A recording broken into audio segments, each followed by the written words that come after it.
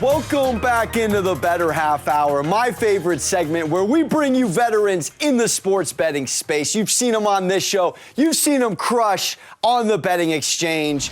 My man, all the way from Southern California, Arash Markazi. Arash, great to be with you, my friend. How are you? I am so glad to be back with you after 1 week off. This is awesome. Likewise, sir. Okay, so let's talk this MLB. What's seemingly looking like a beginning to a lockout, mini lockout. We're not starting now on normal opening day. What's your biggest takeaway on the MLB pushback here and from the commissioner thus far? You know, here's the problem. Now that we're going to miss games, we don't know when this will stop, you know? I mean, so we're not going to get a 162-game season. Does that mean we're going to get a 150-game season, 140, 120? I mean, we got a really glimpse into the players and the owners and the distrust there when we had a 60-game season during the pandemic. The players wanted 162. They wanted 150, 120.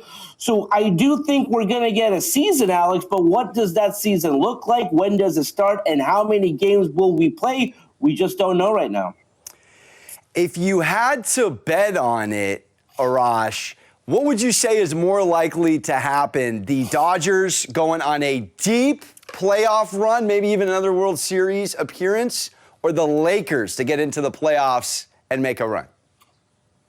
So I got the Dodgers winning the World Series this year. I mean, I think it really helps them, the fact that the season will be shortened. If you remember, when they won in 2020, it was a 60-game season. The Lakers, I'm totally off the Lakers, and I was like the last guy to get off that trade. I mean, I was really hoping LeBron James and Anthony Davis when he comes back. And listen, we've seen this team healthy. We've seen them not healthy. This is not a playoff team. They'll get into that play-in tournament as probably the 10 seed. But like Alex, like if they made it into the first round, they are one and done. This team is toast. I'm not giving up on them yet, Arash. I want to see what's good with Anthony Davis. Do you think if he comes back in time that he could be that difference maker for the Lakers to make that playoff push? So, Alex, here's the problem with that. We've seen him healthy. We've seen him with this team. And when they are fully healthy, when the big three is on the court together, they are a 500 team. They are not that great. They're not as bad as they are right now, 7 games below 500. So we've seen this team healthy. And the fact of the matter is they're not a very good team. The pieces don't fit. There's not a whole lot they can do right now. The bigger question mark for this team moving forward is how do you fix this mess in the offseason? Because these are really big contracts. Russell Westbrook's making $47 million the next season. I mean, how do you move a contract like that? So, no, listen, I wish I was there with you. I would love for the Lakers to be playing well into the summer. That won't happen. All right, well, the Lakers have a big matchup coming up here against the Clippers. Arguably must win. You saw the Lakers should have won it the other day. Clippers came back. They're winners of 5 of their last 6. Are you going to take the Lakers in that one? Are you going to go with the LAC?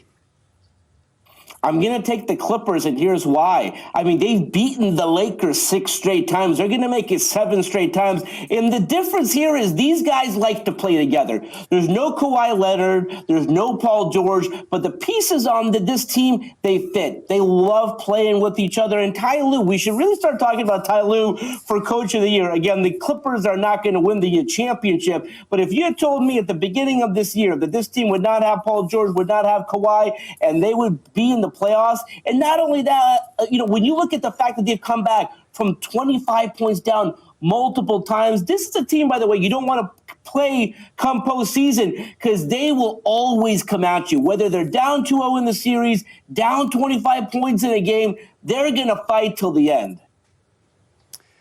Well said, Arash. All right, let's shift to the Eastern Conference here. We're looking at the Nets. Somehow they're still favored to come out of the East despite having no idea what this actual healthy starting 5 would look like. Meanwhile, Harden is balling with Embiid out the gate. Do you feel like the Sixers could be a good value play, or are you still feeling like it's the Nets East to lose? No disrespect to the Bucks.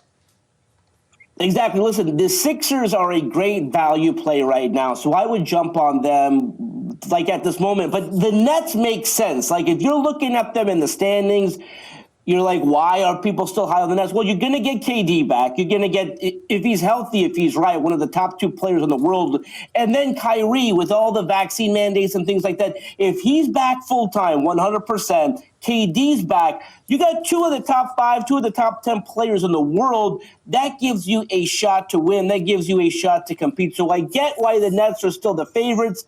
But give me the Sixers. I really like what they're doing right now. And James Harden is reinvigorated. Joel Embiid, James Harden, a great tandem there. I like the Sixers.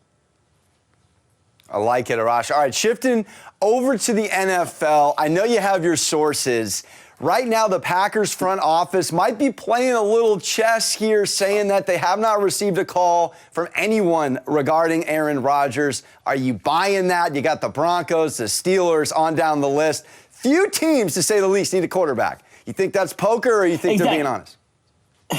It's for sure poker. There's no way if you're a GM and you need a quarterback, you're not at least calling the Green Bay Packers to see what's up and if there's a trade to be had. Now, again, the Packers can't say anything publicly because if they said, yeah, listen, we fielded 6 calls, you pretty much know who those 6 teams are. So you're not doing your job. If you're a general manager of a team that needs a quarterback, one of the greatest quarterbacks in NFL history is perhaps could be had from, I don't know, 2 first-round picks or something like that. So they're definitely taking calls.